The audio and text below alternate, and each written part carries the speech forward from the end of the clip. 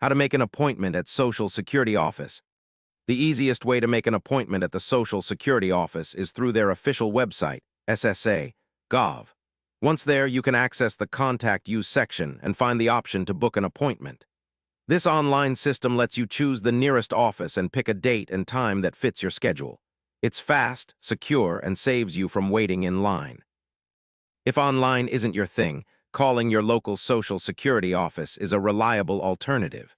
Use the Social Security office locator on the website to find the phone number of the office closest to you. When you call, be ready with your Social Security number and a clear reason for your visit.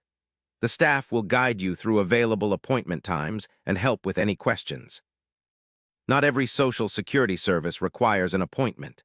Simple inquiries or document drops might be handled without one, but for applying for benefits or important matters, appointments are usually mandatory.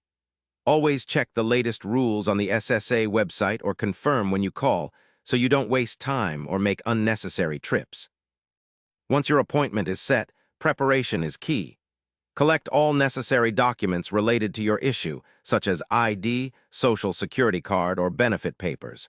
Double-check the appointment time and location to avoid confusion.